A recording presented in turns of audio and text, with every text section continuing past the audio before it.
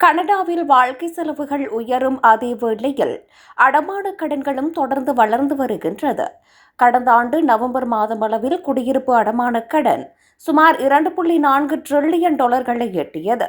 இது கனடாவின் மொத்த உள்நாட்டு உற்பத்தியில் கிட்டத்தட்ட 73% என்பதோடு மொத்த வீட்டுக் கடனில் சுமார் 74% ஆகும். இந்த நிலையில் மக்கள் தங்கள் அடமானங்களை எப்போது செலுத்துவதை நிறுத்தக்கூடும் என்பதை காட்டும் 3 முக்கிய எச்சரிக்கை அறிகுறிகள் இருப்பதாக கனடா வங்கி கூறுகிறது. முதல் எச்சரிக்கை அறிகுறி அடமான கடனை திருப்பி செலுத்த தவறுவதற்கு சுமார் 2 ஆண்டுகளுக்கு முன்பு தோன்றுகிறது.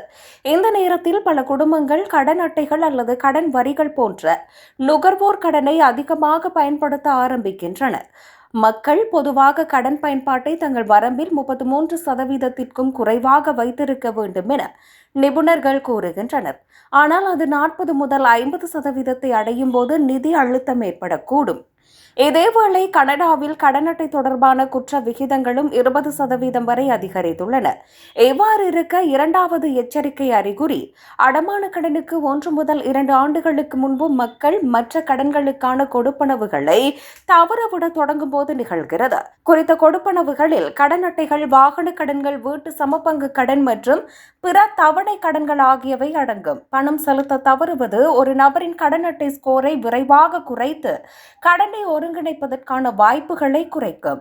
அடமான கடன் வாங்குபவர்களில் சுமார் 90% பேர் குறைந்தது ஒரு கடன் அட்டையையாவது வைத்திருப்பதால் இந்த கடன்களில் உள்ள சிக்கல்கள் அவர்களின் அடமானத்தை செலுத்தும் திறனை பாதிக்கலாம். இதேவேளை இறுதி எச்சரிக்கை அறிகுறி அடமான கடனை திருப்பி செலுத்த தவறுவதற்கு 6 மாதங்களுக்கு முன்பே தோன்றும்.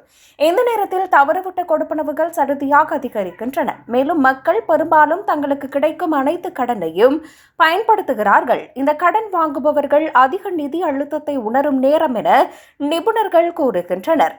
பல கனேடியர்கள் ஏற்கனவே அதிக கடனை எதிர்கொள்கின்றனர். இந்த நிலையில் நிதி கவலைகள் காரணமாக மன அழுத்தம், தூக்கமின்மை அல்லது உடல்நல பிரச்சினைகள் இருப்பதாக பலர் தெரிவிக்கின்றனர்.